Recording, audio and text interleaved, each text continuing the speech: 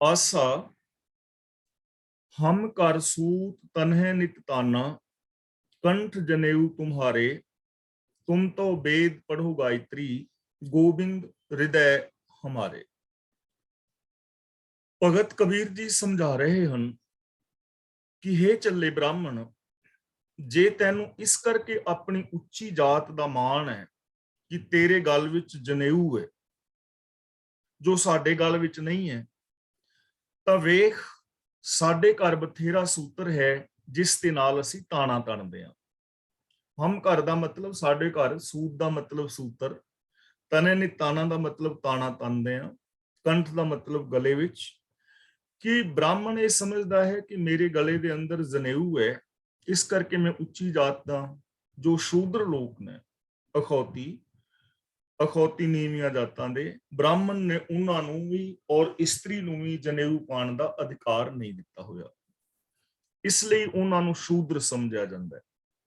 ਤੇ ਭਗਤ ਕਬੀਰ ਜੀ ਇੱਥੇ ਜਾਤੀਵਾਦ ਦਾ ਖੰਡਨ ਕਰਦੇ ਹੋਏ ਕਹਿੰਦੇ ਨੇ ਕਿ ਭਲਿਆ, ਜੇ ਤੈਨੂੰ ਇਸ ਕਰਕੇ ਆਪਣੀ ਉੱਚੀ ਜਾਤ ਦਾ ਮਾਣ ਹੈ ਕਿ ਤੇਰੇ ਗਲ ਦੇ ਅੰਦਰ ਜਨੇਊ ਪਾਇਆ ਹੋਇਆ ਹੈ, ਤਾਂ ਵੇਖ ਸਾਡੇ ਘਰ ਦੇ ਅੰਦਰ ਇਹੋ ਜਿਹਾ ਸੂਤਰ ਬਹੁਤ ਪਿਆ ਹੈ, ਮਣਾ ਮੂੰਹ ਪਿਆ ਹੈ, ਜਿਹਦੇ ਨਾਲ ਅਸੀਂ ਤਾਣਾ ਤਣਦੇ ਹਾਂ, ਫਿਰ ਤੇ ਅਸੀਂ ਤੇਰੇ ਨਾਲੋਂ ਮਹਾਨ ਹੋਏ। ਤੁਮ ਤਾਂ ਵੇਦ ਪੜ੍ਹੋ ਗਾਇਤਰੀ ਗੋਬਿੰਦ ਹਿਰਦੈ ਹਮਾਰੇ। ਤਉ ਦਾ ਮਤਲਬ ਤਾਂ, ਪੜ੍ਹੋ ਦਾ ਮਤਲਬ ਤੁਸੀਂ ਪੜ੍ਹਦੇ ਹੋ, ਵੇਦ ਦਾ ਮਤਲਬ ਧਰਮ ਪੁਸਤਕਾਂ, ਵੇਦ ਸ਼ਾਸਤਰ ਆਦਿਕ, ਗਾਇਤਰੀ ਦਾ ਮਤਲਬ ਜੋ ਗਾਇਤਰੀ ਮੰਤਰ ਹੈ। ਤਾਂ ਭਗਤ ਕਬੀਰ ਜੀ ਕਹਿੰਦੇ ਨੇ ਕਿ ਤੇਰਾ ਵੇਦ ਆਦਿਕ ਪੜਨ ਦਾ ਮਾਨ ਵੀ ਕੂੜਾ ਹੈ, ਕਿਉਂਕਿ ਤੂੰ ਤਾਂ ਵੇਦ ਔਰ ਗਾਇਤਰੀ ਮੰਤਰ ਨਿਰਾਜੀਵ ਦੇ ਨਾਲ ਉਚਾਰਦਾ ਹੈ, ਪਰ ਪ੍ਰਭੂ ਸਾਡੇ ਹਿਰਦੇ ਦੇ ਅੰਦਰ ਵਸਦਾ ਹੈ। ਗੋਬਿੰਦ ਹਿਰਦੈ ਹਮਾਰਾ। ਤੂੰ ਤਾਂ ਜ਼ਬਾਨੀ ਵੇਦ ਸ਼ਾਸਤਰ ਪੜ ਰਿਹਾ ਹੈ, ਲੇਕਿਨ ਅਸੀਂ ਰੱਬ ਨੂੰ ਆਪਣੀ ਸੋਚ ਦੇ ਅੰਦਰ ਵਸਾਇਆ ਹੋਇਆ ਹੈ, ਰੱਬੀ ਗੁਣਾਂ ਨੂੰ ਆਪਣੀ ਸੋਚ ਵਿੱਚ ਵਸਾਇਆ ਹੈ, ਸਾਡੀ ਸੋਚ ਦੇ ਅੰਦਰ ਰੱਬ ਵਸ ਰਿਹਾ ਹੈ। ਇਸ ਲਈ ਮਹਾਨ ਉਹ ਹੈ ਜੋ ਇਨਸਾਨ ਮਨ, ਬਚਨ ਔਰ ਕਰਮ ਕਰਕੇ ਰੱਬੀ ਗੁਣਾਂ ਦਾ ਧਾਰਨੀ ਹੈ। ਨਿਰਾ ਧਰਮ ਗ੍ਰੰਥ ਪੜਨ ਦੇ ਨਾਲ ਕੋਈ ਮਹਾਨ ਨਹੀਂ ਹੋ ਜਾਂਦਾ, ਜੇਕਰ ਬੰਦੇ ਦਾ ਆਚਰਨ ਔਰ ਆਦਰਸ਼ ਉੱਚਾ ਨਹੀਂ ਹੈ।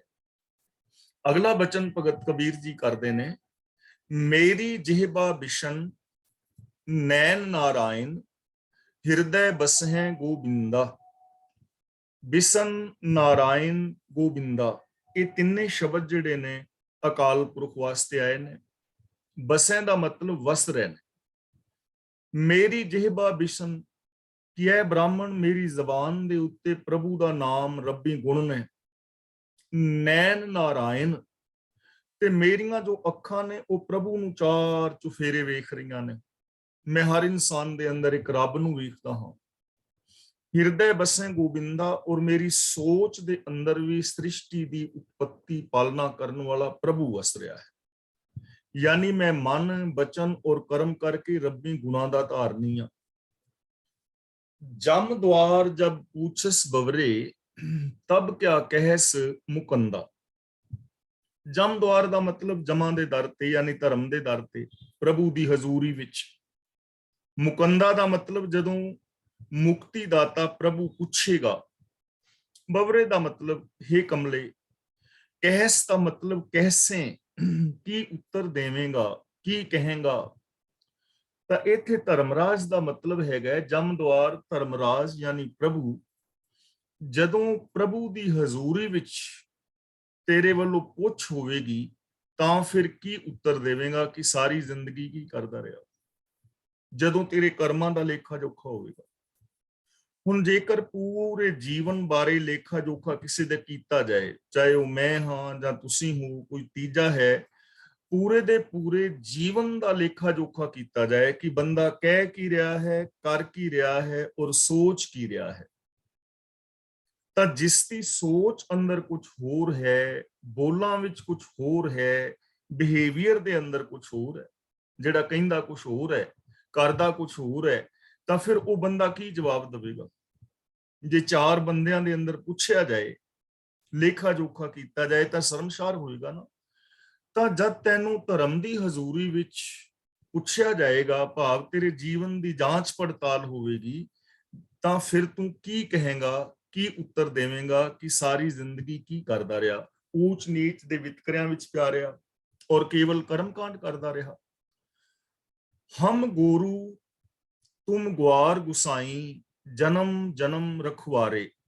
ਗੋਰੂ ਦਾ ਮਤਲਬ ਇੱਥੇ ਹੈ ਗਾਈਆਂ, ਗੁਆਰ ਦਾ ਮਤਲਬ ਗਵਾਲੇ, ਗਾਵਾਂ ਦੇ ਰਾਖੇ। ਜਨਮ ਜਨਮ ਦਾ ਮਤਲਬ ਹਰ ਸਮੇਂ, ਬਹੁਤ ਮੁੱਦਤ ਤੋਂ। ਤਾਂ ਭਗਤ ਕਬੀਰ ਜੀ ਕਹਿੰਦੇ ਨੇ ਕਿ ਇਹ ਬ੍ਰਾਹਮਣ ਮੁੱਦਤ ਤੋਂ, ਬੜੇ ਸਮੇਂ ਤੋਂ ਤੁਸੀਂ ਲੋਕ ਸਾਡੇ ਰਾਖੇ ਬਣੇ ਆ ਰਹੇ ਹੋ, ਅਸੀਂ ਤੁਹਾਡੀਆਂ ਗਾਈਆਂ ਬਣੇ ਰਹੇ ਹਾਂ ਔਰ ਤੁਸੀਂ ਸਾਡੇ ਚਾਰਨ ਵਾਲੇ, ਚਲਾਉਣ ਵਾਲੇ ਬਣੇ ਹੋਏ ਹੋ। ਜਿਵੇਂ ਇੱਕ ਗਵਾਲਾ ਆਪਣੀਆਂ ਗਾਵਾਂ ਦੀ ਰਾਖੀ ਕਰਦਾ ਹੈ ਔਰ ਬਾਹਰ ਚਾਰਨ ਵਾਸਤੇ ਲੈ ਜਾਂਦਾ ਹੈ, ਇਸੇ ਤਰ੍ਹਾਂ ਤੁਸੀਂ ਸਾਡੇ ਆਗੂ ਬਣੇ ਹੋਏ ਹੋ ਔਰ ਸਾਡੇ ਜੀਵਨ ਨੂੰ ਚਲਾਉਣ ਦਾ ਯਤਨ ਕਰ ਰਹੇ ਹੋ ਕਿ ਅਸਾਂ ਕੀ ਕਰਨਾ ਹੈ, ਕੀ ਸੋਚਣਾ ਹੈ, ਕੀ ਵੇਖਣਾ ਹੈ। ਧਾਰਮਿਕ ਤੌਰ ਤੇ ਤੁਸੀਂ ਅਗਵਾਈ ਕਰਦੇ ਹੋ। ਕਬਹੂ ਨਾ ਪਾਰ ਉਤਾਰ ਚਰਾਏ ਹੋ, ਕੈਸੇ ਖਸਮ ਹਮਾਰੇ। ਪਾਰ ਉਤਾਰ ਦਾ ਮਤਲਬ ਪਾਰ ਲੰਘਾ ਕੇ, ਚਰਾਇਓ ਦਾ ਮਤਲਬ ਤੁਸੀਂ ਸਾਨੂੰ ਚਾਰਿਆ, ਯਾਨੀ ਖੁਰਾਕ ਦਿੱਤੀ। ਕੈਸੇ ਦਾ ਮਤਲਬ ਕਿਹੋ ਜਿਹੇ, ਯਾਨੀ ਨਕਾਰੇ, ਨਿਕੰਮੇ। ਪਰ ਇਹ ਬ੍ਰਾਹਮਣ ਤੁਸੀਂ ਹੁਣ ਤੱਕ ਨਕਾਰੇ ਸਾਬਤ ਹੋਏ ਹੋ। ਤੁਸੀਂ ਸਾਨੂੰ ਕਦੇ ਵੀ ਨਦੀਆਂ ਪਾਰ ਲੰਘਾ ਕੇ ਨਾ ਚਾਰਿਆ। ਮਤਲਬ ਕਿ ਇਸ ਸੰਸਾਰ ਸਮੁੰਦਰ ਤੋਂ ਪਾਰ ਲੰਘਣ ਵਾਲੀ ਕੋਈ ਮੱਤ ਤੁਸੀਂ ਸਾਨੂੰ ਨਹੀਂ ਦਿੱਤੀ। ਇਸ ਸੰਸਾਰ ਚੋਂ ਪਾਰ ਕਿਵੇਂ ਲੰਘਣਾ ਹੈ, ਉਹ ਮੱਤ ਸਾਨੂੰ ਨਹੀਂ ਦਿੱਤੀ। ਤੁਸੀਂ ਸਾਡੇ ਕੈਸੇ ਆਗੂ ਹੋ ਕਿ ਕਾਮ, ਕ੍ਰੋਧ, ਲੋਭ, ਮੋਹ, ਹੰਕਾਰ ਤੋਂ ਬਚਣਾ ਕਿਵੇਂ ਹੈ। ਅੱਜ ਬੰਦਾ ਨਸ਼ਿਆਂ ਵਿੱਚ ਖਚਤ ਹੈ, ਇਹਦੇ ਤੋਂ ਕਿਵੇਂ ਬਚਣਾ ਹੈ। ਰਿਸ਼ਵਤਖੋਰੀ, ਚੋਰ ਬਜ਼ਾਰੀ 2 ਨੰਬਰ ਦੇ ਧੰਦੇ ਨੇ। ਪਰਿਵਾਰਾਂ ਦੇ ਵਿੱਚ ਕਲ ਕਲੇਸ਼ ਹੈ, ਆਸਾ ਤ੍ਰਿਸ਼ਨਾ ਦੇ ਅੰਦਰ ਬੰਦਾ ਫਸਿਆ ਹੋਇਆ ਹੈ। ਇਸ ਘੁੰਮਣ ਘੇਰੀ ਦੇ ਵਿੱਚੋਂ ਕਿਵੇਂ ਬਚਣਾ ਹੈ, ਨੈਗੇਟਿਵਿਟੀ ਚੋਂ ਕਿਵੇਂ ਬਚਣਾ ਹੈ, ਓਵਰ ਥਿੰਕਿੰਗ ਦਾ ਸ਼ਿਕਾਰ ਹੋਣ ਤੋਂ ਕਿਵੇਂ ਬਚਣਾ ਹੈ, ਇਨਫੀਰੀਓਰਿਟੀ ਕੰਪਲੈਕਸ ਔਰ ਸੁਪਰੀਓਰਿਟੀ ਕੰਪਲੈਕਸ ਤੋਂ ਅਸਾਂ ਕਿਵੇਂ ਬਚਣਾ ਹੈ, ਇਹ ਤਾਂ ਤੁਸੀਂ ਕਦੇ ਦੱਸੇ ਹੀ ਨਹੀਂ। ਆਤਮਿਕ ਜੀਵਨ ਦਾ ਰਾਸਤਾ ਕਦੇ ਵਿਖਾਇਆ ਨਹੀਂ। ਤਾਂ ਤੁਸੀਂ ਸਾਡੇ ਮਾਲਕ ਕੈਸੇ ਹੋ, ਭਾਵ ਕਿ ਨਕਾਰੇ ਹੋ। ਤੂੰ ਬਾਮਨ ਮੈਂ ਕਾਸੀਕ ਜੁਲਹਾ, ਬੂਝੋ ਮੋਰ ਗਿਆਨਾ। ਕਾਸੀਕ ਜੁਲਹਾ ਦਾ ਮਤਲਬ ਮੈਂ ਬਨਾਰਸ ਦਾ ਜੁਲਾਹਾ ਹਾਂ। ਕਾਸੀਕ ਦਾ ਮਤਲਬ ਕਾਸ਼ੀ ਦਾ, ਜੁਲਹਾ ਦਾ ਮਤਲਬ ਜੁਲਾਹਾ, ਮੋਰ ਦਾ ਮਤਲਬ ਮੇਰੀ, ਗਿਆਨਾਂ ਦਾ ਮਤਲਬ ਵਿਚਾਰ ਦੀ ਗੱਲ। ਭਗਤ ਕਬੀਰ ਜੀ ਕਹਿੰਦੇ ਨੇ ਕਿ ਇਹ ਠੀਕ ਹੈ ਕਿ ਤੂੰ ਕਾਸ਼ੀ ਦਾ ਬ੍ਰਾਹਮਣ ਹੈ, ਭਾਵ ਤੈਨੂੰ ਆਪਣੀ ਵਿਦਿਆ ਦਾ ਮਾਣ ਹੈ ਜੋ ਤੂੰ ਕਾਸ਼ੀ ਦੇ ਅੰਦਰ ਰਹਿ ਕੇ ਹਾਸਲ ਕੀਤੀ ਹੈ। ਤੇ ਮੈਂ ਜਾਤ ਦਾ ਜੁਲਾਹਾ ਹਾਂ ਜੋ ਤੁਹਾਡੀ ਇਹ ਵਿਦਿਆ ਪੜਨ ਦਾ ਹੱਕਦਾਰ ਨਹੀਂ ਹਾਂ, ਕਿਉਂਕਿ ਜੋ ਅਖੌਤੀ ਨੀਵੀਂ ਜਾਤਾਂ ਦੇ ਲੋਕ ਨੇ ਉਹਨਾਂ ਨੂੰ ਵੇਦ ਸ਼ਾਸਤਰ ਪੜਨ ਦਾ ਹੁਕਮ ਹੀ ਨਹੀਂ ਸੀ, ਵਿਦਿਆ ਲੈਣ ਦਾ ਹੁਕਮ ਹੀ ਨਹੀਂ ਸੀ। ਬ੍ਰਾਹਮਣ ਵਾਸਤੇ ਇਹ ਕਰਮ ਨਿਸ਼ਚਿਤ ਸਨ, ਵਿਦਿਆ ਪੜ੍ਹਨੀ ਪੜਾਉਣੀ, ਦਾਨ ਦੇਣਾ ਲੈਣਾ, ਯੱਗ ਕਰਨੇ ਔਰ ਕਰਾਉਣੇ। ਅਖੌਤੀ ਸ਼ੂਦਰਾਂ ਵਾਸਤੇ ਵਿਦਿਆ ਦੀ ਬਿਲਕੁਲ ਮਨਾਹੀ ਸੀ। ਤਾਂ ਭਗਤ ਕਬੀਰ ਜੀ ਕਹਿੰਦੇ ਨੇ ਕਿ ਇਹ ਬ੍ਰਾਹਮਣ ਠੀਕ ਹੈ, ਤੂੰ ਕਾਸ਼ੀ ਦਾ ਬ੍ਰਾਹਮਣ ਹੈ, ਤੈਨੂੰ ਆਪਣੀ ਵਿਦਿਆ ਤੇ ਮਾਣ ਹੈ ਜੋ ਤੂੰ ਕਾਸ਼ੀ ਰਹਿ ਕੇ ਹਾਸਲ ਕੀਤੀ ਹੈ। ਮੈਂ ਜਾਤ ਦਾ ਜੁਲਾਹਾ ਹਾਂ, ਮੈਨੂੰ ਇਹ ਵਿਦਿਆ ਪੜਨ ਦਾ ਹੱਕ ਨਹੀਂ ਹੈ, ਪਰ ਬੂਝੋ ਮੋਰ ਗਿਆਨਾ, ਮੇਰੀ ਇੱਕ ਵਿਚਾਰ ਵਾਲੀ ਗੱਲ ਸਮਝ। ਮੈਂ ਗਿਆਨ ਦੀ ਗੱਲ ਤੈਨੂੰ ਕਹਿਣਾ ਚਾਹੁੰਦਾ, ਮੇਰੀ ਉਸ ਗੱਲ ਦਾ ਵਿਚਾਰ ਕਰ। ਤੁਮ ਤੋ ਜਾਚੇ ਭੂਪਤ ਰਾਜੇ, ਹਰਸਿਉ ਮੋਰ ਧਿਆਨਾ। ਤੁਮ ਤੋ ਜਾਚੇ ਭੂਪਤ ਰਾਜੇ ਦਾ ਮਤਲਬ ਕਿ ਤੁਸੀਂ ਤਾਂ ਰਾਣਿਆਂ ਰਾਜਿਆਂ ਦੇ ਦਰ ਤੇ ਮੰਗਦੇ ਫਿਰਦੇ ਹੋ ਵਿਦਿਆ ਪੜਨ ਤੋਂ ਬਾਅਦ ਵੀ, ਵਿਦਿਆਵਾਨ ਹੋਣ ਤੋਂ ਬਾਅਦ ਆਪਣੇ ਆਪ ਨੂੰ ਉੱਚੀ ਜਾਤ ਦਾ ਮੰਨਣ ਤੋਂ ਬਾਅਦ ਵੀ ਤੁਸੀਂ ਰਾਜਿਆਂ ਦੇ ਦਰ ਤੇ ਮੰਗਦੇ ਫਿਰਦੇ ਹੋ। ਹਰ ਸਿਉ ਮੋਰ ਧਿਆਨਾ, ਪਰ ਜੋ ਮੇਰਾ ਧਿਆਨ ਹੈ ਉਹ ਰੱਬ ਦੇ ਵਿੱਚ ਲੱਗਾ ਹੋਇਆ ਹੈ। ਮੈਂ ਆਪਣੇ ਧਿਆਨ ਦੇ ਅੰਦਰ ਸਰਬ ਵਿਆਪਕ ਪ੍ਰਭੂ ਨੂੰ ਵਸਾਇਆ ਹੈ। ਮੈਂ ਇਸ ਵਿਦਿਆ ਆਦਿ ਕਰਕੇ ਦਰ ਦਰ ਦੇ ਉੱਤੇ ਮੰਗਦਾ ਨਹੀਂ ਹਾਂ। ਮੈਂ ਸਰਬ ਵਿਆਪਕ ਪ੍ਰਭੂ ਦੇ ਨਾਲ ਚਿੱਤ ਨੂੰ ਜੋੜਿਆ, ਤਾਂ ਫਿਰ ਉੱਚਾ ਔਰ ਮਹਾਨ ਕੌਣ ਹੋਇਆ। ਤਾਂ ਭਗਤ ਕਬੀਰ ਜੀ ਇਸ ਪਾਵਨ ਸ਼ਬਦ ਰਾਹੀਂ ਇੱਕ ਤਾਂ ਜਾਤੀਵਾਦ ਦਾ ਖੰਡਨ ਕਰ ਰਹੇ ਹਨ ਕਿ ਕਿਸੇ ਨੂੰ ਜਾਤ ਕਰਕੇ ਉੱਚਾ ਔਰ ਨੀਵਾਂ ਸਮਝਣਾ ਇਹ ਸਿਰਫ ਮੂਰਖਤਾ ਹੈ। ਦੂਜੀ ਗੱਲ ਕਿ ਜੋ ਧਰਮ ਗ੍ਰੰਥ ਨੇ ਉਹਨਾਂ ਨੂੰ ਕੇਵਲ ਪੜ੍ਹਨ ਦੇ ਨਾਲ ਜਦੋਂ ਤੱਕ ਅਸੀਂ ਸੱਚ ਦੇ ਧਾਰਨੀ ਨਹੀਂ ਹੁੰਦੇ, ਰੱਬੀ ਰਜਾ ਵਿੱਚ ਨਹੀਂ ਤੁਰਦੇ, ਤਾਂ ਉਹਨਾਂ ਦੇ ਨਿਰੇ ਪੜ੍ਹਨ ਵਾਲਾ ਕੋਈ ਮਹਾਨ ਬੰਦਾ ਨਹੀਂ ਹੋ ਜਾਂਦਾ। ਪੜ੍ਹੇ ਸੁਨੇ ਕਿਆ ਹੋਈ, ਜੋ ਸਹਿਜ ਨਾ ਮਿਲਿਓ ਸੋਈ। ਤੇ ਤੀਜੀ ਗੱਲ ਹੈ, ਜੋ ਧਾਰਮਿਕ ਚਿੰਨ੍ਹ ਨੇ ਹਰ ਧਰਮ ਦੇ ਆਪੋ ਆਪਣੇ ਨੇ, ਤੇ ਸਿਰਫ ਧਾਰਮਿਕ ਚਿੰਨ੍ਹ ਪਾਉਣ ਦੇ ਨਾਲ ਕੋਈ ਬੰਦਾ ਧਰਮੀ ਨਹੀਂ ਬਣ ਜਾਂਦਾ। ਧਾਰਮਿਕ ਚਿੰਨ੍ਹ ਪਾਏ ਨੇ, ਧਾਰਮਿਕ ਪਹਿਨਾਵਾ ਪਾਇਆ ਹੈ, ਬਾਣਾ ਪਾਇਆ ਹੈ, ਚੋਲੇ ਪਾਏ ਨੇ, ਲੇਕਿਨ ਕਰਮ ਮਾੜੇ ਨੇ, ਤਾਂ ਉਹਨੂੰ ਰੱਬੀ ਦਰ ਦੇ ਉੱਤੇ ਪ੍ਰਵਾਨਗੀ ਨਹੀਂ ਮਿਲਦੀ। ਇਸ ਲਈ ਸਾਨੂੰ ਇਹਨਾਂ ਚੀਜ਼ਾਂ ਤੋਂ ਉੱਠ ਕੇ ਰੱਬੀ ਰਜ਼ਾ ਪਾਣੇ ਦੇ ਵਿੱਚ ਤੁਰਨ ਦਾ ਸਾਨੂੰ ਹੁਕਮ ਕਰ ਰਹੇ ਨੇ, ਉਪਦੇਸ਼ ਦੇ ਰਹੇ ਨੇ। ਆਸਾ ਜਗ ਜੀਵਨ ਐਸਾ, ਸੁਪਨੇ ਜੈਸਾ, ਜੀਵਨ ਸੁਪਨ ਸਮਾਨੰ। ਜਗ ਦਾ ਮਤਲਬ ਜਗਤ ਵਿੱਚ, ਜੀਵਨ ਦਾ ਮਤਲਬ ਜ਼ਿੰਦਗੀ ਉਮਰ, ਸਮਾਨੰ ਦਾ ਮਤਲਬ ਵਰਗਾ। ਜਗਤ ਦੇ ਅੰਦਰ ਮਨੁੱਖ ਦੀ ਜ਼ਿੰਦਗੀ ਅਜਿਹੀ ਹੈ ਜਿਹਾ ਸੁਪਨਾ ਹੁੰਦਾ ਹੈ। ਸੁਪਨੇ ਵਰਗੀ ਜ਼ਿੰਦਗੀ ਹੈ। ਇਹ ਚੀਜ਼ ਸਮਝਣ ਵਾਲੀ ਹੈ। ਸੁਪਨੇ ਵਰਗੀ ਜ਼ਿੰਦਗੀ ਕਿਉਂ ਹੈ? ਕਿਉਂਕਿ ਸੁਪਨਾ ਜਿਹੜਾ ਹੈ ਲੰਬਾ ਨਹੀਂ ਹੁੰਦਾ, ਸਦਾ ਨਹੀਂ ਹੁੰਦਾ। ਸੁਪਨਾ ਥੋੜੀ ਦੇਰ ਦਾ ਹੁੰਦਾ, ਪਹਿਲੀ ਗੱਲ। ਇਸੇ ਤਰ੍ਹਾਂ ਸਾਡੀ ਜ਼ਿੰਦਗੀ ਵੀ ਥੋੜੀ ਦੇਰ ਦੀ ਹੈ। ਉਹ ਬੇਸ਼ੱਕ ਸੁਪਨਾ ਛੋਟਾ ਹੈ, ਸਾਡਾ ਇਹ ਜ਼ਿੰਦਗੀ ਦਾ ਸੁਪਨਾ ਵੱਡਾ ਹੈ। ਕੋਈ 50 ਸਾਲ, ਕੋਈ 100 ਸਾਲ ਜੀ ਸਕਦਾ ਹੈ, ਕੋਈ 20 ਸਾਲ, ਕੋਈ 10 ਸਾਲ, ਯਾਨੀ ਇਹ ਜ਼ਿੰਦਗੀ ਨੇ ਖਤਮ ਹੋ ਜਾਣਾ। ਦੂਜੀ ਗੱਲ, ਸੁਪਨੇ ਦੇ ਅੰਦਰ ਜੋ ਕੁਝ ਅਸੀਂ ਵੇਖਦੇ ਹਾਂ ਉਹ ਸੱਚ ਨਹੀਂ ਹੁੰਦਾ। ਜਿਵੇਂ ਸੁਪਨੇ ਵਿੱਚ ਕੋਈ ਰਾਜਾ ਬਾਦਸ਼ਾਹ ਬਣ ਜਾਏ ਤਾਂ ਉਹ ਸਿਰਫ ਸੁਪਨਾ ਹੈ, ਅਸਲੀਅਤ ਨਹੀਂ ਹੈ। ਅਸਲੀਅਤ ਨਹੀਂ ਹੈ। ਜਦੋਂ ਅਸੀਂ ਜਾਗਦੇ ਹਾਂ ਤਾਂ ਉਦੋਂ ਸਾਨੂੰ ਅਸਲੀਅਤ ਦਾ ਗਿਆਨ ਹੁੰਦਾ ਹੈ। ਇਸੇ ਤਰ੍ਹਾਂ ਇਸ ਜ਼ਿੰਦਗੀ ਦੇ ਅੰਦਰ ਵੀ ਅਸੀਂ ਸੁਪਨੇ ਦੀ ਨਿਆਈ ਕੁਝ ਚੀਜ਼ਾਂ ਨੂੰ ਸੱਚ ਮੰਨ ਬੈਂਦੇ ਹਾਂ। ਜਿਹੜੀ ਸੋਚ ਦੇ ਨਾਲ ਬਹੁਗਿਣਤੀ ਦੇ ਅਜੋਕੇ ਮਨੁੱਖ ਜੀ ਰਹੇ ਨੇ ਉਹ ਸੁਪਨੇ ਵਰਗੀ ਤੇ ਹੈ।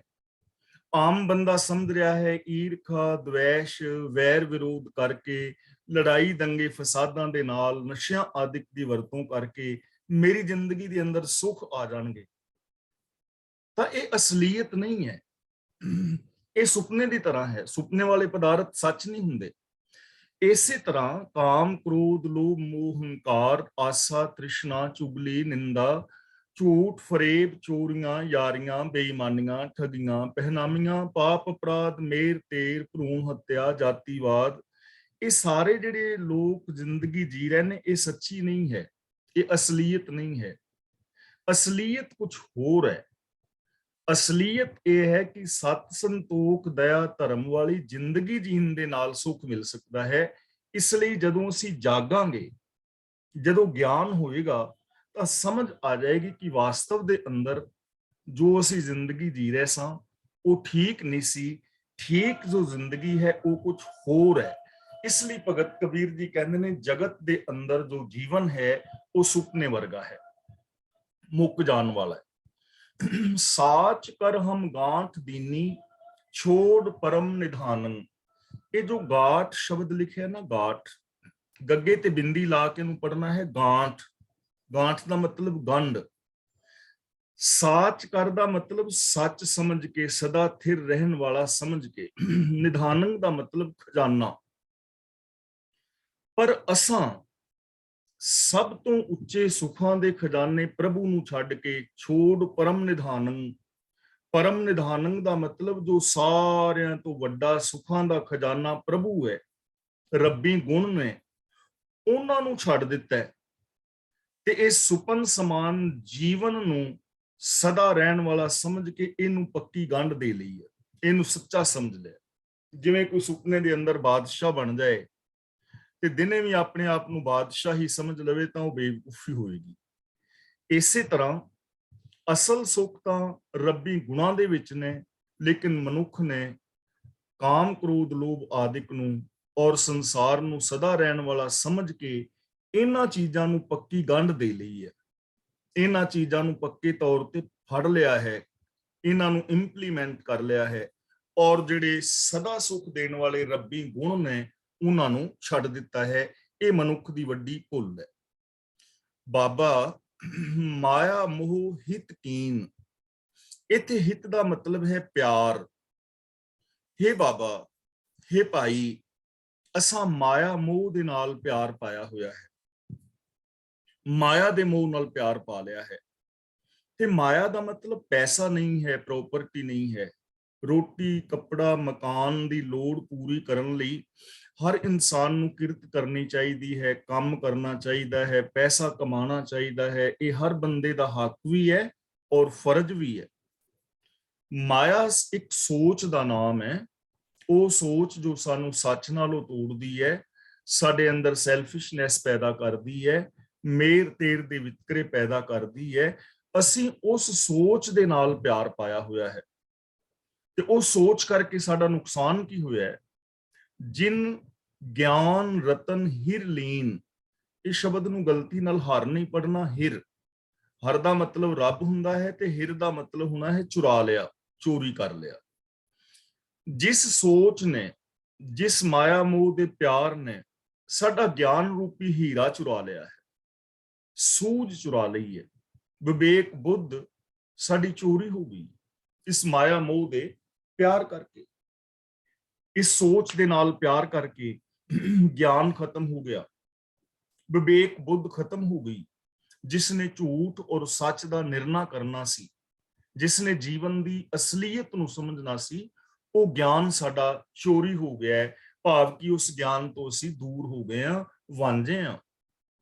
ਅੱਜ ਦਾ ਬਹੁਗਿਣਤੀ ਮਨੁੱਖ ਸੱਚ ਔਰ ਝੂਠ ਦੇ ਨਿਰਣੇ ਤੋਂ ਦੂਰ ਹੈ ਔਰ ਸੱਚ ਨੂੰ ਛੱਡ ਕੇ ਝੂਠ ਦੇ ਨਾਲ ਕਿਤੇ ਨਾ ਕਿਤੇ ਜੁੜਿਆ ਹੋਇਆ ਹੈ। ਔਰ ਇਹਦੀ ਹਾਲਾਤ ਕੈਸੀ ਹੈ। ਨੈਣ ਦੇਖ ਪਤੰਗ ਉਰਝ ਹੈ, ਬਸ ਨਾ ਦੇਖੈ ਆਗ। ਨੈਣ ਦਾ ਮਤਲਬ ਅੱਖਾਂ ਦੇ ਨਾਲ, ਪਤੰਗ ਦਾ ਮਤਲਬ ਪਤੰਗਾ, ਜਿਹੜੇ ਰਾਤ ਨੂੰ ਦੀਵੇ ਦੇ ਚਫੇਰੇ ਭੰਬਟ ਉੱਡਦੇ ਨੇ। ਪਸ ਦਾ ਮਤਲਬ ਪਸ਼ੂ ਯਾਨੀ ਮੂਰਖ। ਭੰਬਟ ਅੱਖਾਂ ਦੇ ਨਾਲ ਦੀਵੇ ਦੀ ਲਾਟ ਨੂੰ ਵੇਖਦਾ ਹੈ। ਪਤੰਗ, ਨੈਣ ਦੇਖ ਪਤੰਗ ਉਰਝ ਹੈ, ਤੇ ਉਰਝੇ ਦਾ ਮਤਲਬ ਭੁੱਲ ਜਾਂਦਾ ਹੈ, ਉਹਦੇ ਨਾਲ ਪਿਆਰ ਪਾ ਲੈਂਦਾ ਹੈ। ਪਤੰਗਾ, ਭੰਬਟ ਅੱਖਾਂ ਦੇ ਨਾਲ ਦੀਵੇ ਦੀ ਲਾਟ ਨੂੰ ਵੇਖਦਾ ਹੈ, ਪਰ ਪਸ ਨਾ ਦੇਖੈ ਆਗ, ਪਰ ਮੂਰਖ ਅੱਗ ਨੂੰ ਨਹੀਂ ਵੇਖਦਾ। ਉਹਨੂੰ ਇਹ ਸਮਝ ਨਹੀਂ ਹੈ ਕਿ ਇਸ ਅੱਗ ਦੇ ਨਾਲ ਮੇਰੇ ਖੰਭ ਸੜ ਜਾਣਗੇ, ਮੇਰਾ ਤਨ ਸੜ ਜਾਏਗਾ, ਮੇਰੀ ਮੌਤ ਹੋ ਜਾਏਗੀ। ਇਹ ਸਮਝ ਨਹੀਂ ਉਹਨੂੰ। ਸਿਰਫ ਬਲਦੀ ਹੋਈ ਲਾਟ ਨੂੰ, ਦੀਵੇ ਨੂੰ ਵੇਖਦਾ ਹੈ, ਉਹਦੀ ਸੁੰਦਰਤਾ ਨੂੰ ਵੇਖਦਾ ਹੈ। ਉਹਦੀ ਸੁੰਦਰਤਾ ਦੇ ਪਿੱਛੇ ਜੋ ਅੱਗ ਬਲ ਰਹੀ ਹੈ ਨਾ, ਉਹ ਅੱਗ ਉਹਨੂੰ ਨਹੀਂ ਦਿਸਦੀ। ਇਸੇ ਤਰ੍ਹਾਂ ਜਦੋਂ ਜਿਵੇਂ ਭੰਵਰਾ ਜਿਹੜਾ ਪਤੰਗਾ ਹੈ, ਅੱਗ ਨੂੰ ਵੇਖ ਕੇ ਦੀਵੇ ਦੀ ਲਾਟ ਦੇ ਨੇੜੇ ਜਾਂਦਾ ਹੈ ਤਾਂ ਉਹ ਸੜ ਕੇ ਮਰ ਜਾਂਦਾ ਹੈ। ਹੁਣ ਭਗਤ ਕਬੀਰ ਜੀ ਕਹਿੰਦੇ ਨੇ ਇਸੇ ਤਰ੍ਹਾਂ ਕਾਲ ਫਾਂਸ ਨਾ ਮੁਗਧ ਚੇਤੈ, ਕਨਿਕ ਕਾਮਿਨ ਲਾਗ। ਕਨਿਕ ਦਾ ਮਤਲਬ ਸੋਨਾ, ਪ੍ਰੋਪਰਟੀ ਵਗੈਰਾ ਸੋਨਾ।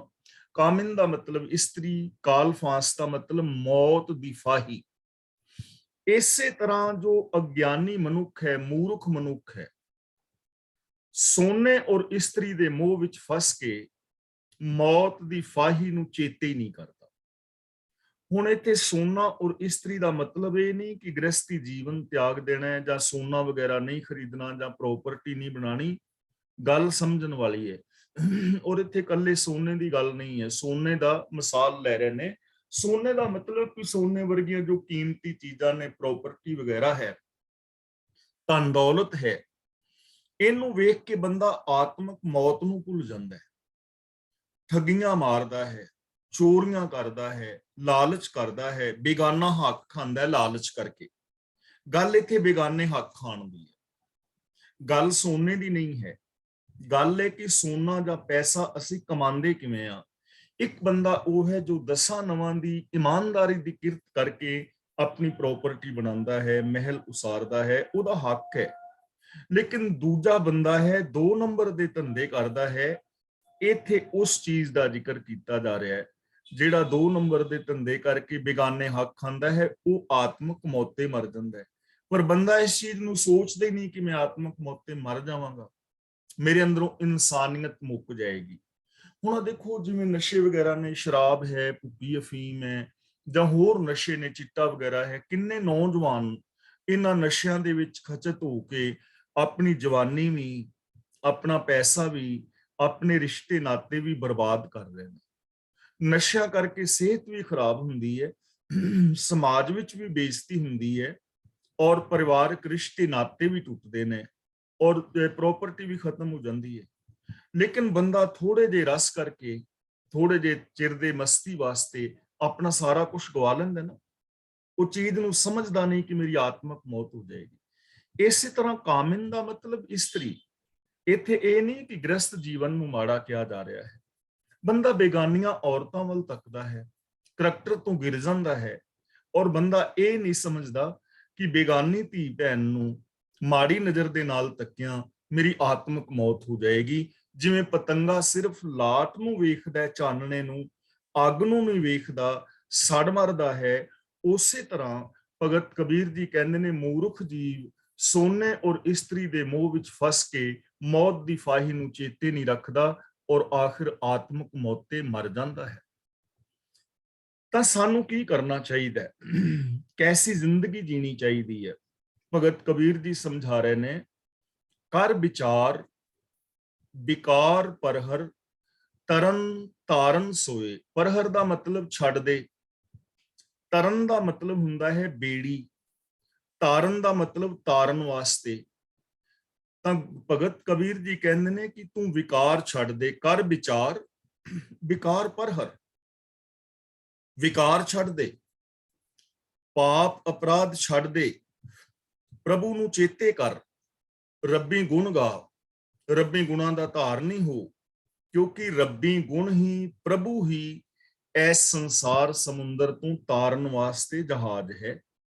ਰੱਬੀ ਗੁਣਾਂ ਦੇ ਨਾਲ ਜੁੜ ਕੇ ਹੀ ਸੰਸਾਰ ਦੇ ਵਿਕਾਰਾਂ ਤੋਂ ਬਚਿਆ ਜਾ ਸਕਦਾ ਹੈ, ਆਤਮਕ ਮੌਤ ਤੋਂ ਬਚਿਆ ਜਾ ਸਕਦਾ ਹੈ।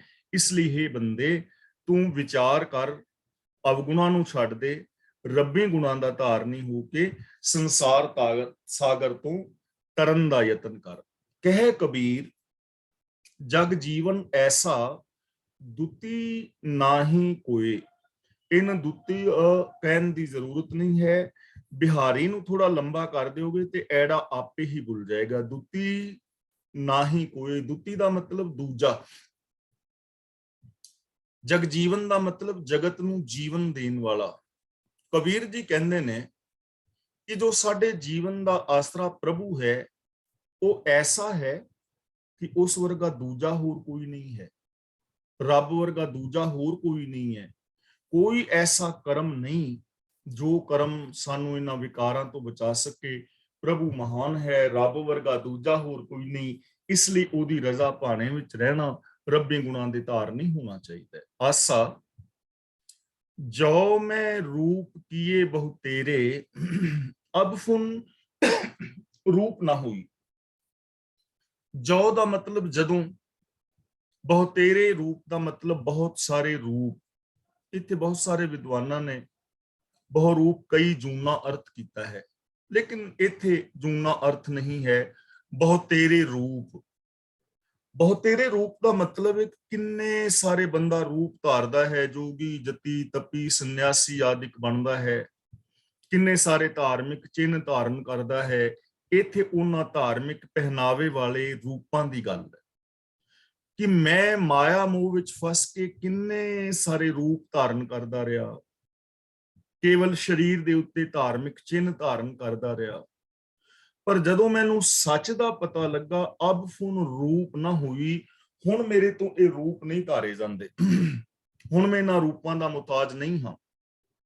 ਹੁਣ ਮੈਂ ਇਹਨਾਂ ਰੂਪਾਂ ਤੋਂ, ਭੇਸ਼ਾਂ ਤੋਂ ਉੱਤੇ ਆ, ਕਿਉਂਕਿ ਜੋਗ ਨਾ ਭਗਵੀਂ ਕੱਪੜੀ, ਜੋਗ ਨਾ ਮੈਲੇ ਵੇਸ਼, ਨਾਨਕ ਘਰ ਬੈਠਿਆਂ ਜੋਗ ਪਾਈ ਹੈ, ਸਤਿਗੁਰ ਕੈ ਉਪਦੇਸ਼।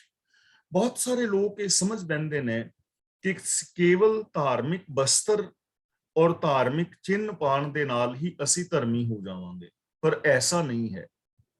ਗੱਲ ਇਹ ਹੈ ਕਿ ਅਸਲ ਦੇ ਅੰਦਰ ਹੁਕਮ ਰਜ਼ਾਈ ਚੱਲਣਾ, ਨਾਨਕ ਲਿਖਿਆ ਨਾਲ, ਤਨ ਮਨ ਧਨ ਸਭ ਸੌਂਪ ਗੁਰ ਕੋ, ਹੁਕਮ ਮੰਨੇ ਪਾਈਐ। ਜੇ ਅਸੀਂ ਰੱਬੀ ਰਜ਼ਾ ਭਾਣੇ ਵਿੱਚ ਚੱਲਦੇ ਹਾਂ ਤਾਂ ਸਾਡਾ ਧਾਰਮਿਕ ਪਹਿਨਾਵਾ ਪਹਿਨਿਆ ਸਫਲਾ ਹੁੰਦਾ ਹੈ। ਤਾਗਾ ਤੰਤ ਸਾਜ ਸਭ ਥਾਕਾ, ਰਾਮ ਨਾਮ ਬਸ ਹੋਈ।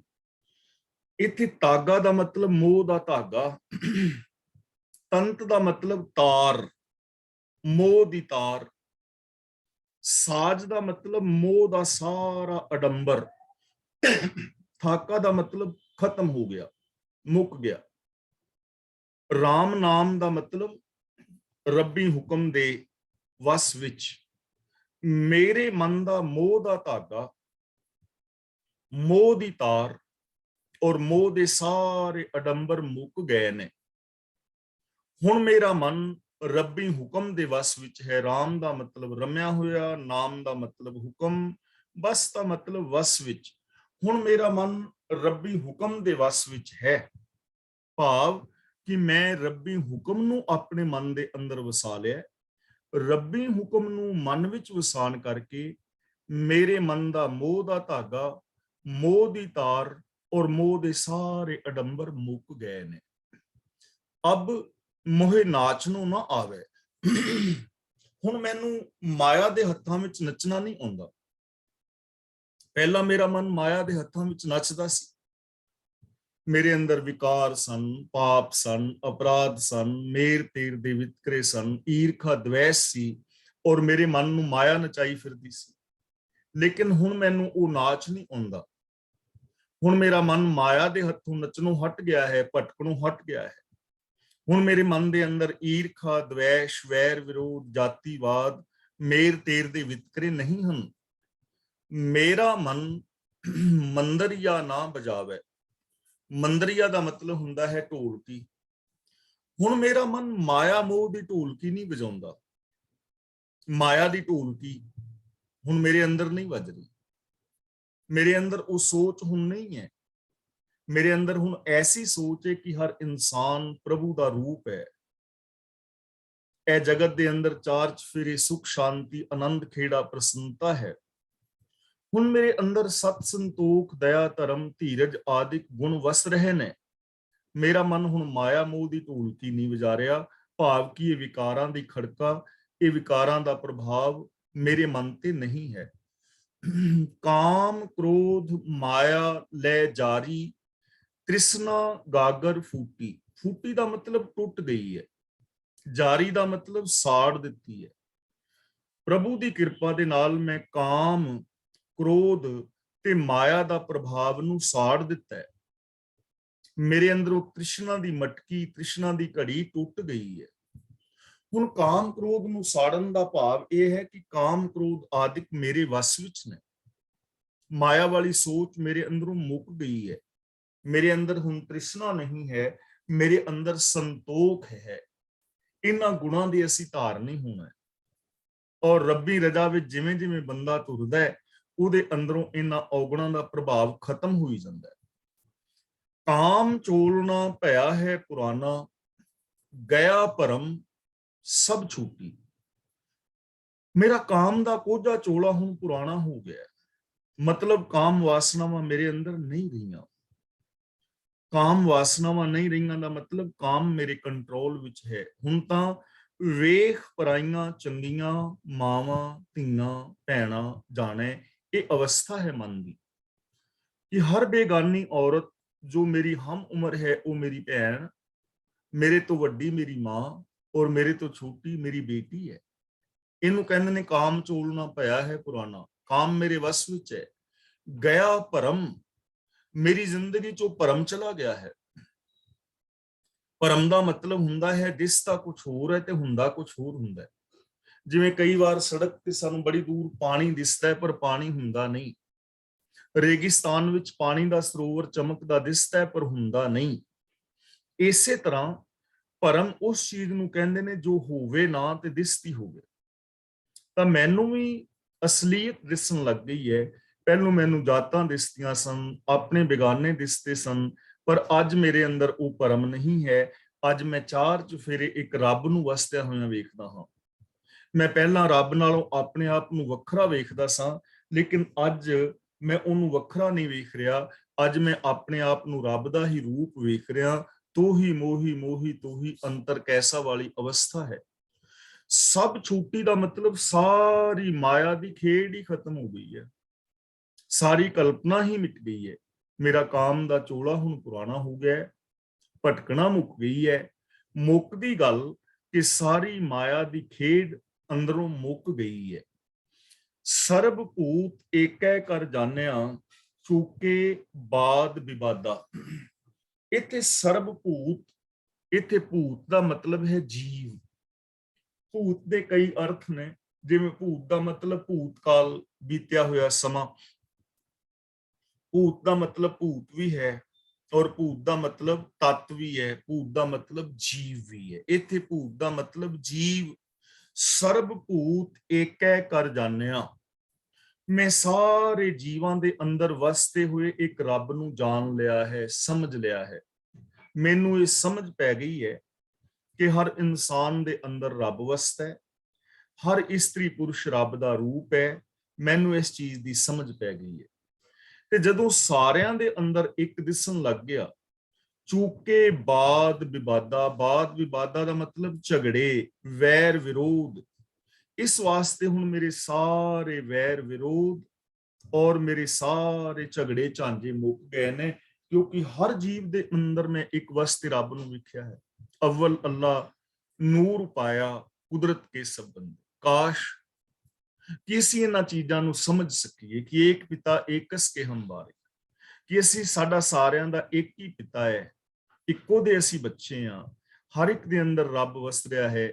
ਤਾਂ ਫਿਰ ਹਿੰਦੂ, ਮੁਸਲਮਾਨ, ਸਿੱਖ, ਈਸਾਈ, ਜੈਨੀ, ਬੋਧੀ, ਪਾਰਸੀ, ਕਾਲੇ, ਗੋਰੇ, ਅਮੀਰ, ਗਰੀਬ, ਇਹ ਜਿੰਨੇ ਵੀ ਵਾਦ ਵਿਵਾਦ ਨੇ ਆਪਣੇ ਪਰਾਏ ਦੇ ਮੁੱਕ ਜਾਣਗੇ ਜੇ ਹਰ ਘਰ ਪਰਿਵਾਰ ਦੇ ਅੰਦਰ ਲੋਕ ਇਹਨਾਂ ਚੀਜ਼ਾਂ ਨੂੰ ਅਮਲ ਵਿੱਚ ਲਿਆਉਣ। ਪਤੀ ਪਤਨੀ ਵਿੱਚ ਔਰ ਪਤਨੀ ਪਤੀ ਵਿੱਚ, ਬੱਚੇ ਮਾਪਿਆਂ ਵਿੱਚ ਔਰ ਮਾਪੇ ਬੱਚਿਆਂ ਵਿੱਚ, ਰਿਸ਼ਤੇਦਾਰ ਇੱਕ ਦੂਜੇ ਵਿੱਚ ਰੱਬ ਨੂੰ ਵੇਖਣ, ਇੱਕ ਦੂਜੇ ਨਾਲ ਰੱਬ ਵਰਗਾ ਪਿਆਰ ਕਰਨ, ਤਾਂ ਹਰ ਘਰ ਦਾ ਕੱਲ ਕਲੇਸ਼ ਮੁੱਕ ਸਕਦਾ ਹੈ, ਹਰ ਘਰ ਸਵਰਗ ਹੋ ਸਕਦਾ ਹੈ ਔਰ ਇਹ ਸਮਾਜ ਅਤੇ ਸੰਸਾਰ ਬੇਗਮਪੁਰਾ ਹੋ ਸਕਦਾ ਹੈ। ਅਗਲਾ ਬਚਨ ਕਰਦੇ ਨੇ, ਕਹਿ ਕਬੀਰ ਮੈਂ ਪੂਰਾ ਪਾਇਆ ਭਏ ਰਾਮ ਪ੍ਰਸਾਦਾ। ਪ੍ਰਸਾਦਾ ਦਾ ਮਤਲਬ ਕਿਰਪਾ। ਕਬੀਰ ਜੀ ਆਖਦੇ ਨੇ ਕਿ ਮੇਰੇ ਤੇ ਪ੍ਰਭੂ ਦੀ ਕਿਰਪਾ ਹੋ ਗਈ ਹੈ ਤੇ ਮੈਂ ਪੂਰਾ ਪ੍ਰਭੂ ਪਾ ਲਿਆ ਹੈ, ਰੱਬ ਦੀ ਰਹਿਮਤ ਹੋ ਗਈ ਹੈ ਔਰ ਮੈਂ ਰੱਬ ਨੂੰ ਪਾ ਲਿਆ ਹੈ। ਦੇਖੋ ਨੇ ਪੂਰੇ ਸ਼ਬਦ ਵਿੱਚ ਨਾ ਤਾਂ ਕਿਤੇ ਸਮਾਧੀ ਲਾਣ ਦੀ ਗੱਲ ਹੈ, ਨਾ ਗ੍ਰਸਤ ਨੂੰ ਤਿਆਗਣ ਦੀ ਗੱਲ ਹੈ, ਨਾ ਮਾਲਾ ਫੇਰਨ ਦੀ ਗੱਲ ਹੈ। ਗੱਲ ਤਾਂ ਸਿਰਫ ਗੁਰਮਤ ਨੂੰ ਅਪਣਾਉਣ ਦੀ ਹੈ, ਗੱਲ ਤਾਂ ਰੱਬੀ ਰਜਾ ਵਿੱਚ ਤੁਰਨ ਦੀ ਹੈ, ਗੱਲ ਤਾਂ ਝੂਠ ਨੂੰ ਛੱਡ ਕੇ ਸੱਚ ਨੂੰ ਅਪਣਾਉਣ ਦੀ ਹੈ। ਰੱਬੀ ਰਹਿਮਤ ਦੇ ਨਾਲ ਜਦੋਂ ਅਸੀਂ ਇਹ ਜੀਵਨ ਸ਼ੈਲੀ ਨੂੰ ਅਪਣਾਵਾਂਗੇ ਤਾਂ ਅਸੀਂ ਰੱਬ ਦਾ ਰੂਪ ਹੋ ਜਾਵਾਂਗੇ। ਆਸਾ ਰੋਜ਼ਾ ਧਰੈ ਮਨਾਵੇ ਅੱਲਾਹ, ਸਵਾਦਤ ਜੀ ਸੰਘਾਰੈ। ਰੋਜ਼ਾ ਧਰੈ ਦਾ ਮਤਲਬ ਰੋਜ਼ਾ ਰੱਖਦਾ ਹੈ। ਜਿਵੇਂ ਪਹਿਲਾਂ ਬ੍ਰਾਹਮਣ ਦੇ ਨਾਲ ਗੱਲ ਹੋਈ ਹੈ ਕਿ ਤੂੰ ਸਿਰਫ ਬਾਹਰੀ ਰੂਪ ਧਾਰਨ ਕਰ ਰਿਹਾ ਹੈ ਤੇ ਬਾਹਰੀ ਰੂਪ ਧਾਰਨ ਕਰਕੇ ਕਿਸੇ ਨੂੰ ਉੱਚਾ ਨੀਵਾਂ ਕਹਿ ਰਿਹਾ ਹੈ, ਇਹ ਬਿਲਕੁਲ ਵੀ ਠੀਕ ਨਹੀਂ ਹੈ। ਜਦੋਂ ਤੱਕ ਕੋਈ ਰੱਬੀ ਰਜ਼ਾ ਵਿੱਚ ਨਹੀਂ ਤੁਰਦਾ, ਕੋਈ ਮਨ ਬਚਨ ਕਰਮ ਕਰਕੇ ਉੱਚੀ ਸੁੱਚੀ ਜ਼ਿੰਦਗੀ ਨਹੀਂ ਜਿੰਦਾ, ਉਹਦੇ ਬਾਹਰੀ ਕਰਮਕਾਂਡ ਬੇਕਾਰ ਨੇ। ਹੁਣ ਇੱਥੇ ਕਿਸੇ ਮੁੱਲਾਂ ਦੇ ਨਾਲ ਗੱਲ ਹੋ ਰਹੀ ਹੈ, ਕਾਜ਼ੀ ਦੇ ਨਾਲ ਗੱਲ ਹੋ ਰਹੀ ਹੈ ਜੋ ਕੇਵਲ ਬਾਹਰੀ ਕਰਮਕਾਂਡ ਕਰ ਰਿਹਾ ਹੈ। ਇਹ ਗੱਲ ਉਹਦੀ ਹੈ ਜੋ ਕੇਵਲ ਬਾਹਰੀ ਕਰਮਕਾਂਡ ਤੱਕ ਸੀਮਤ ਹੈ ਔਰ ਜੋ ਅਸਲੀ ਸੱਚ ਨੂੰ ਛੱਡ ਬੈਠਾ। ਤਾਂ ਕਬੀਰ ਜੀ ਕਹਿੰਦੇ ਨੇ ਰੋਜ਼ਾ ਧਰੈ, ਧਰੈ ਦਾ ਮਤਲਬ ਰੱਖਦਾ ਹੈ, ਮਨਾਵੇ ਦਾ ਮਤਲਬ ਮੰਨਤ ਮੰਨਦਾ ਹੈ, ਅੱਲਾ ਦੇ ਨਾਮ ਤੇ ਕੁਰਬਾਨੀ ਦਿੰਦਾ ਹੈ। ਸਵਾਦਤ ਦਾ ਮਤਲਬ ਸਵਾਦ ਦੀ ਖਾਤਰ, ਸੰਘਾਰੇ ਦਾ ਮਤਲਬ ਮਾਰਦਾ ਹੈ। ਤਾਂ ਕਬੀਰ ਜੀ ਕਹਿੰਦੇ ਨੇ, ਹੇ ਕਾਜ਼ੀ, ਰੋਜ਼ਾ ਰੱਖਦਾ ਹੈ, ਰੋਜ਼ਿਆਂ ਦੇ ਅਖੀਰ ਈਦ ਵਾਲੇ ਦਿਨ ਅੱਲਾਹ ਦੇ ਨਾਮ ਤੇ ਕੁਰਬਾਨੀ ਦਿੰਦਾ ਹੈ, ਪਰ ਆਪਣੇ ਸਵਾਦ ਦੀ ਖਾਤਰ। ਜੇਕਰ ਤੂੰ ਰੋਜ਼ੇ ਵੀ ਰੱਖ ਰਿਹਾ ਹੈ, ਕੁਰਬਾਨੀ ਵੀ ਦੇ ਰਿਹਾ ਹੈ, ਲੇਕਿਨ ਫਸਿਆ ਤੂੰ ਚਸਕਿਆਂ ਦੇ ਵਿੱਚ ਹੀ ਹੋਇਆ, ਮਨ ਬਚਨ ਕਰਮ ਕਰਕੇ ਸੱਚ ਦਾ ਜੇ ਤੂੰ ਧਾਰਨੀ ਨਹੀਂ। ਅਗਲਾ ਵਚਨ ਕਰਦੇ ਨੇ, ਆਪਾ ਦੇਖ ਅਵਰ ਨਹੀਂ ਦੇਖੈ, ਕਾਹੇ ਕੋ ਝੱਖ ਮਾਰੇ। ਆਪਾ ਦੇਖ ਦਾ ਮਤਲਬ ਤੂੰ ਆਪਣੇ ਸਵਾਰਥ ਨੂੰ ਸਾਹਮਣੇ ਰੱਖਦਾ, ਆਪਣੇ ਆਪ ਨੂੰ ਵੇਖਦਾ, ਆਪਣੇ ਸਵਾਰਥ ਨੂੰ ਸਾਹਮਣੇ ਰੱਖਦਾ। ਅਵਰ ਨਹੀਂ ਦੇਖੇ, ਦੂਜਿਆਂ ਦੇ ਸੁੱਖਾਂ ਦਾ ਖਿਆਲ ਨਹੀਂ ਰੱਖਦਾ, ਆਪਣਾ ਖਿਆਲ ਰੱਖਦਾ। ਆਪਣੇ ਸਵਾਰਥ ਨੂੰ ਅੱਖਾਂ ਅੱਗੇ ਰੱਖ ਕੇ ਤੂੰ ਹੋਰਨਾਂ ਦੀ ਪਰਵਾਹ ਨਹੀਂ ਕਰਦਾ, ਤਾਂ ਇਹ ਸਾਰਾ ਉਦਮ ਵਿਅਰਥ ਹੈ। ਇਹ ਝਖਾ ਮਾਰਨ ਵਾਲੀ ਗੱਲ ਹੈ। ਫਿਰ ਤੂੰ ਝਖਾ ਮਾਰ ਰਿਹਾ ਹੈ ਜੇ ਸਿਰਫ ਆਪਣੇ ਆਪ ਨੂੰ ਮੁੱਖ ਰੱਖਦਾ ਹੈ, ਦੂਜਿਆਂ ਨੂੰ ਸਾਹਮਣੇ ਨਹੀਂ ਰੱਖਦਾ। ਤਾਂ ਇਥੋਂ ਸਾਨੂੰ ਇੱਕ ਮਹਾਨ ਵੱਡੀ ਸਿੱਖਿਆ ਮਿਲ ਰਹੀ ਹੈ ਕਿ ਸਾਨੂੰ ਦੂਜਿਆਂ ਦੇ ਨਾਲ ਉਸ ਤਰ੍ਹਾਂ ਦਾ ਵਿਹਾਰ ਕਰਨਾ ਚਾਹੀਦਾ ਹੈ ਜਿਹੋ ਜਿਹਾ ਵਿਹਾਰ ਅਸੀਂ ਦੂਜਿਆਂ ਤੋਂ ਆਪਣੇ ਲਈ ਚਾਹੁੰਦੇ ਹਾਂ। ਜਿਵੇਂ ਅਸੀਂ ਆਪਣੇ ਵਾਸਤੇ ਚਾਹੁੰਦੇ ਹਾਂ ਕਿ ਮੈਨੂੰ ਸੁੱਖ ਮਿਲੇ, ਮੈਨੂੰ ਪਿਆਰ ਮਿਲੇ, ਮੈਨੂੰ ਇੱਜ਼ਤ ਮਿਲੇ, ਤਾਂ ਦੂਜਿਆਂ ਦੇ ਨਾਲ ਵੀ ਸਾਨੂੰ ਇਹ ਬਿਹੇਵ ਕਰਨਾ ਚਾਹੀਦਾ ਹੈ। ਦੂਜਿਆਂ ਦੇ ਨਾਲ ਪਿਆਰ ਕਰੀਏ, ਦੂਜਿਆਂ ਦਾ ਸਤਿਕਾਰ ਦਈਏ, ਦੂਜਿਆਂ ਨੂੰ ਸੁੱਖ ਦਈਏ, ਦੂਜਿਆਂ ਨੂੰ ਇੱਜ਼ਤ ਦੇਵੀਏ। ਇਸੇ ਨੂੰ ਕਹਿੰਦੇ ਨੇ, ਆਤਮਾ ਪ੍ਰਾਤਮਾ ਏਕੋ ਕਰੈ, ਅੰਤਰ ਕੀ ਦੁਬਿਧਾ ਅੰਤਰ ਜਰੈ। ਆਪਣੇ ਆਪੇ ਨੂੰ ਔਰ ਬੇਗਾਨੀਅਤ ਨੂੰ ਖਤਮ ਕੀਤਾ ਜਾਏ। ਪਰ ਕਬੀਰ ਜੀ ਕਹਿੰਦੇ ਨੇ ਕਿ ਭਾਈ, ਜੇ ਤੂੰ ਕੇਵਲ ਆਪਣੇ ਸਵਾਰਥ ਨੂੰ ਸਾਹਮਣੇ ਰੱਖਦਾ ਹੈ, ਦੂਜਿਆਂ ਦੀ ਪਰਵਾਹ ਨਹੀਂ ਕਰਦਾ, ਦੂਜਿਆਂ ਨੂੰ ਦੁੱਖ ਦਿੰਦਾ ਹੈ, ਤਾਂ ਫਿਰ ਤੇਰੀ ਝਖਾ ਮਾਰਨ ਵਾਲੀ ਜ਼ਿੰਦਗੀ ਹੈ। ਕਾਜੀ, ਇੱਥੇ ਥੋੜਾ ਜਿਹਾ ਵਿਸ਼ਰਾਮ ਲਗਾਣਾ ਹੈ, ਰੁਕਣਾ ਹੈ। ਕਾਜੀ ਸਾਹਿਬ ਏਕ ਤੋ ਹੀ ਮੈਂ, ਇੱਥੇ ਜਾ ਕੇ ਵਿਸ਼ਰਾਮ ਲਗਾਣਾ ਹੈ। ਤੇਰਾ, ਇੱਥੇ ਥੋੜਾ ਰੁਕਣਾ ਹੈ। ਸੋਚ ਵਿਚਾਰ ਨਾ ਦੇਖੈ। ਇਸ ਪੰਕਤੀ ਦਾ ਪਾਠ ਇਸ ਤਰ੍ਹਾਂ ਹੋਏਗਾ, ਕਾਜੀ ਸਾਹਿਬ ਏਕ ਤੋ ਹੀ ਮੈਂ, ਤੇਰਾ ਸੋਚ ਵਿਚਾਰ ਨਾ ਦੇਖੈ। ਤੋਹੀ ਦੇ ਮਤਲਬ ਤੇਰੇ ਵਿੱਚ, ਤੇਰਾ ਦਾ ਮਤਲਬ ਤੇਰਾ ਮਾਲਕ। ਤਾਂ ਕਬੀਰ ਜੀ ਸਮਝਾ ਰਹੇ ਨੇ ਕਿ ਹੇ ਕਾਜੀ, ਸਾਰੇ ਜਗਤ ਦਾ ਮਾਲਕ ਇੱਕ ਰੱਬ ਹੈ, ਤੇ ਉਹ ਮਾਲਕ ਤੇਰਾ ਵੀ ਹੈ। ਤੇਰਾ ਵੀ ਉਹੀ ਮਾਲਕ ਹੈ, ਤੇਰਾ ਵੀ ਉਹੀ ਰੱਬ ਹੈ ਜੋ ਸਾਰੇ ਜਗਤ ਦਾ ਮਾਲਕ ਹੈ, ਤੇ ਉਹ ਤੇਰੇ ਅੰਦਰ ਹੈ। ਤੇਰੇ ਅੰਦਰ ਹੈ ਸਾਰੇ ਜਗਤ ਦਾ ਮਾਲਕ, ਜੋ ਤੇਰਾ ਵੀ ਮਾਲਕ ਹੈ, ਉਹ ਤੇਰੇ ਅੰਦਰ ਹੈ। ਪਰ ਤੂੰ ਭੁੱਲ ਕੀ ਕਰ ਰਿਹਾ ਹੈ? ਸੋਚ ਵਿਚਾਰ ਨਾ ਦੇਖੈ, ਪਰ ਤੂੰ ਸੋਚ ਕੇ ਵਿਚਾਰ ਕੇ ਆਪਣੇ ਅੰਦਰ ਵਸਦੇ ਰੱਬ ਨੂੰ ਨਹੀਂ ਵੇਖਦਾ, ਦੂਜਿਆਂ ਦੇ ਵਿੱਚ ਵਸਦੇ ਹੋਏ ਰੱਬ ਨੂੰ ਨਹੀਂ ਵੇਖਦਾ।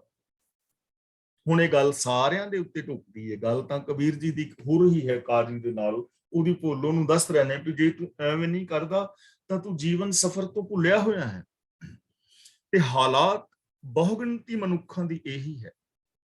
ਮੇਰੇ ਅੰਦਰ ਰੱਬ ਵਸਦਾ ਹੈ, ਤੁਹਾਡੇ ਅੰਦਰ ਰੱਬ ਵਸਦਾ ਹੈ, ਸਾਰਿਆਂ ਦੇ ਵਿੱਚ ਵਸਦਾ ਹੈ। ਇਹ ਗੱਲ ਹਰ ਇਨਸਾਨ ਕਹਿ ਰਿਹਾ ਹੈ, ਲੇਕਿਨ ਪ੍ਰੋਬਲਮ ਕਿੱਥੇ ਹੈ? ਗਲਤੀ ਕਿੱਥੇ ਹੋ ਰਹੀ ਹੈ ਕਿ ਬੰਦਾ ਸੋਚ ਕੇ ਔਰ ਵਿਚਾਰ ਕੇ ਨਾ ਆਪਣੇ ਅੰਦਰ ਵਸਦੇ ਰੱਬ ਨੂੰ ਵੇਖਦਾ ਹੈ, ਨਾ ਦੂਜਿਆਂ ਦੇ ਵਿੱਚ ਵੇਖਦਾ। ਜ਼ਿੰਦਗੀ ਦੇਖ ਲਓ, ਜੇ ਮੈਂ ਸੋਚ ਵਿਚਾਰ ਕੇ ਵੇਖਾਂ ਤਾਂ ਮੇਰੇ ਅੰਦਰ ਸਾਰੇ ਰੱਬੀ ਗੁਣ ਮੌਜੂਦ ਨੇ। ਜੇ ਤੁਸੀਂ ਸਾਰੇ ਵੀਰ ਭੈਣ ਤੇ ਬਾਕੀ ਦਾ ਸੰਸਾਰ, ਹਰ ਇਨਸਾਨ ਸੋਚ ਵਿਚਾਰ ਕੇ ਵੇਖੇ ਤਾਂ ਹਰ ਇਨਸਾਨ ਦੇ ਅੰਦਰ ਗੁਣ ਮੌਜੂਦ ਨੇ। ਇਹ ਗੱਲਾਂ ਅਸੀਂ ਬਹੁਤ ਵਾਰ ਵਿਚਾਰ ਚੁੱਕੇ ਹਾਂ, ਪਰ ਜਦੋਂ ਅਸੀਂ ਅਮਲੀ ਜ਼ਿੰਦਗੀ ਵੇਖਦੇ ਹਾਂ, ਅਮਲ ਵਿੱਚ ਕੁਝ ਵੀ ਨਹੀਂ। ਸੱਚਾਈ, ਦਇਆ, ਧਰਮ, ਧੀਰਜ, ਗਿਆਨ, ਵੈਰਾਗ, ਨਿਮਾਨਤਾ, ਸੇਵਾ, ਸਿਮਰਨ, ਪ੍ਰੇਮ, ਕੁਰਬਾਨੀ ਆਦਿਕ ਦੇ ਸ਼ੁਭ ਜਜ਼ਬੇ ਸਾਡੇ ਸਾਰਿਆਂ ਦੇ ਅੰਦਰ ਭਰੇ ਪਏ ਨੇ, ਲੇਕਿਨ ਸਾਡੀ ਜ਼ਿੰਦਗੀ ਵਿੱਚ ਅਸੀਂ ਅਮਲ ਨਹੀਂ ਕਰ ਪਾ ਰਹੇ, ਇਹਨਾਂ ਚੀਜ਼ਾਂ ਤੇ ਅਮਲ ਨਹੀਂ ਕਰ ਰਹੇ। ਨੰਬਰ 2, ਜੋ ਸਾਡੇ ਤੋਂ ਦੂਜੇ ਨੇ ਉਹਨਾਂ ਦੇ ਅੰਦਰ ਵੀ ਰੱਬੀ ਗੁਣ ਮੌਜੂਦ ਨੇ, ਤੇ ਅਸੀਂ ਉਹਨਾਂ ਦੇ ਅੰਦਰ ਵੀ ਗੁਣ ਨਹੀਂ ਵੇਖਦੇ, ਅਸੀਂ ਔਗਣ ਵੇਖਦੇ ਹਾਂ। ਕਦੇ ਮੈਂ ਤੁਹਾਡੇ ਵਿੱਚ ਗੁਣ ਨਹੀਂ ਵੇਖੇ, ਮੈਂ ਤੁਹਾਡੇ ਔਗਣ ਹੀ ਵੇਖਾਂ। ਸੰਸਾਰ ਦੇ ਵਿੱਚ ਅਸੀਂ ਔਗਣ ਹੀ ਦੇਖਦੇ ਹਾਂ, ਫਲਾਣੇ ਦੀ ਨੂੰਹ ਨੇ ਇੰਜ ਕਰਤਾ, ਉਹਨਾਂ ਦੇ ਮੁੰਡੇ ਨੇ ਇਹ ਕਰਤਾ, ਗੁਆਂਢੀਆਂ ਦੇ ਘਰ ਲੜਾਈ ਹੈ, ਫਲਾ ਬੰਦਾ ਚੁਗਲੀਆਂ ਬੜੀਆਂ ਕਰਦਾ, ਅਸੀਂ ਔਗਣ ਹੀ ਤੇ ਵੇਖਦੇ ਹਾਂ। ਹੁਣ ਦੂਜਿਆਂ ਦੇ ਅੰਦਰ ਗੁਣ ਵੀ ਤੇ ਹੈ ਨਾ, ਅਸੀਂ ਐਸਾ ਨਹੀਂ ਵੇਖਦੇ, ਨਾ ਆਪਣੇ ਅੰਦਰ ਗੁਣ ਬੰਦਾ ਵੇਖ ਰਿਹਾ ਹੈ, ਨਾ ਦੂਜਿਆਂ ਵਿੱਚ ਵੇਖ ਰਿਹਾ ਹੈ, ਨਾ ਆਪ ਰੱਬ ਵਰਗਾ ਬਣਨ ਦਾ ਯਤਨ ਕਰ ਰਿਹਾ ਹੈ, ਨਾ ਦੂਜਿਆਂ ਦੇ ਨਾਲ ਰੱਬ ਵਰਗਾ ਬਿਹੇਵੀਅਰ ਕਰ ਰਿਹਾ ਹੈ। ਤਾਂ ਭਗਤ ਕਬੀਰ ਜੀ ਕਹਿੰਦੇ ਨੇ, ਹੇ ਕਾਜੀ, ਜੋ ਸਾਰੀ ਦੁਨੀਆ ਦਾ ਰੱਬ ਹੈ ਉਹ ਤੇਰੇ ਵਿੱਚ ਵੀ ਹੈ, ਪਰ ਤੂੰ ਸੋਚ ਕੇ ਵਿਚਾਰ ਕੇ ਵੇਖਦਾ ਨਹੀਂ ਹੈ, ਤੂੰ ਭਰਮ ਦੇ ਅੰਦਰ ਪਿਆ ਹੋਇਆ ਹੈ। ਖਬਰ ਨਾ ਕਰੇ ਦੀਨ ਕੇ ਬੌਰੇ, ਤਾਂ ਤੇ ਜਨਮ ਅਲਿਖ ਹੈ। ਖਬਰ ਨਾ ਕਰੇ ਦਾ ਮਤਲਬ ਤੂੰ ਸਮਝਦਾ ਨਹੀਂ। ਦੀਨ ਕੇ ਬੌਰੇ ਦਾ ਮਤਲਬ ਮਜਬ ਵਿੱਚ ਕਮਲੇ ਹੋਏ ਹੋਏ, ਹੰਕਾਰੇ ਹੋਏ। ਅਲੇਖੇ ਦਾ ਮਤਲਬ ਕਿਸੇ ਲੇਖੇ ਨਹੀਂ। ਤਾਂ ਹੇ ਮਜ਼ਹਬ ਦੇ ਅੰਦਰ ਕਮਲੇ ਹੋਏ ਕਾਜੀ, ਇਸ ਭੇਦ ਨੂੰ ਤੂੰ ਸਮਝਦਾ ਨਹੀਂ ਕਿ ਰੱਬ ਸਾਰਿਆਂ ਵਿੱਚ ਹੈ ਔਰ ਮੇਰੇ ਵਿੱਚ ਵੀ ਹੈ, ਇਸ ਕਰਕੇ ਤੇਰਾ ਜੀਵਨ ਅਜਾਈ। ਜੇ ਤੂੰ ਇਸ ਚੀਜ਼ ਨੂੰ ਨਹੀਂ ਸਮਝਦਾ ਤਾਂ ਤੇਰੀ ਜ਼ਿੰਦਗੀ ਤਾਂ ਬੇਕਾਰ ਹੈ, ਤੇਰਾ ਜਨਮ ਬੇਕਾਰ ਹੈ। ਹੁਣ ਬੰਦਾ ਦੀਨ ਦੇ ਅੰਦਰ, ਮਜ਼ਹਬ ਦੇ ਅੰਦਰ ਕਮਲਾ ਹੋਇਆ ਪਿਆ ਨਾ। ਕਮਲਾ ਕਿਵੇਂ ਹੋਇਆ ਪਿਆ ਹੈ? ਆਮ ਜੋ ਬਹੁਗਿਣਤੀ ਧਾਰਮਿਕ ਲੋਕਾਂ ਦੀ ਹੈ, ਧਰਮ ਦੀ ਕੱਟੜਤਾ ਕਰਕੇ ਇੱਕ ਧਰਮ ਦੂਜੇ ਧਰਮ ਦਾ ਵੈਰੀ ਹੈ।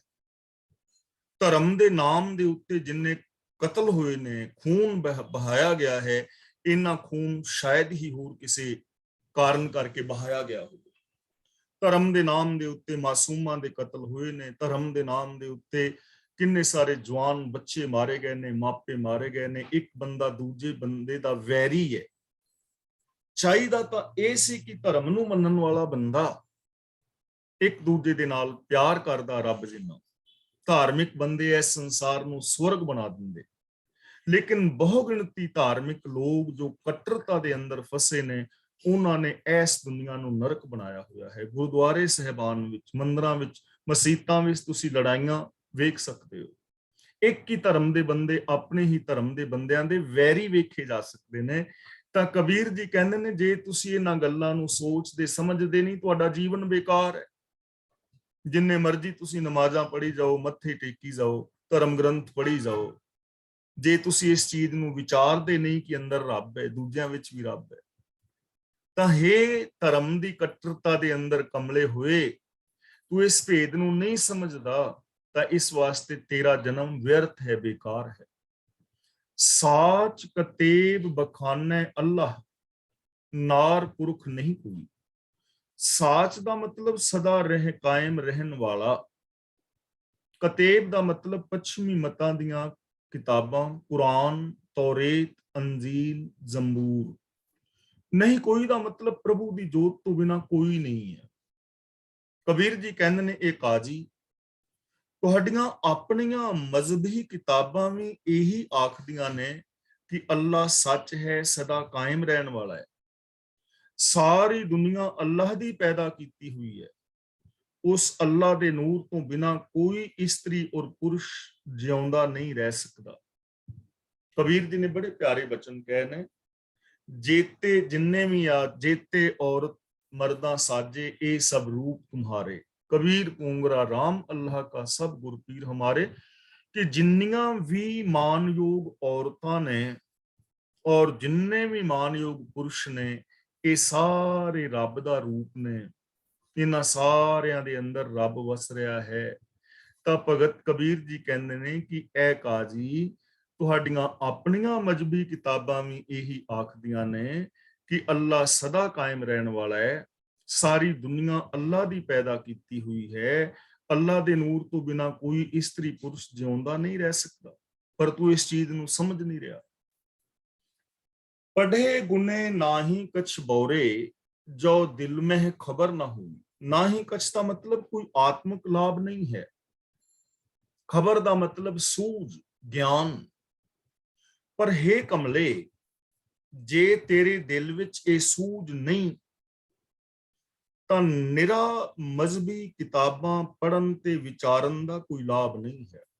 ਜੇ ਤੇਰੇ ਦਿਲ ਦੇ ਅੰਦਰ ਇਹ ਸੂਝ ਨਹੀਂ, ਸਮਝ ਨਹੀਂ, ਜੇ ਤੇਰਾ ਸਭ ਦੇ ਨਾਲ ਰੱਬ ਵਰਗਾ ਪਿਆਰ ਵਿਹਾਰ ਨਹੀਂ, ਤਾਂ ਫਿਰ ਜੋ ਧਾਰਮਿਕ ਪੁਸਤਕਾਂ ਨੇ ਉਹਨਾਂ ਦੇ ਪੜਨ ਔਰ ਵਿਚਾਰਨ ਦਾ ਕੋਈ ਲਾਭ ਨਹੀਂ ਹੈ। ਭਗਤ ਕਬੀਰ ਜੀ ਨੇ ਹੋਰ ਥਾਂ ਵੀ ਬਚਨ ਕੀਤਾ ਹੈ, ਪੜ੍ਹੇ ਸੁਨੇ ਕਿਆ ਹੋਈ, ਜੋ ਸਹਿਜ ਨਾ ਮਿਲਿਓ ਸੋਈ।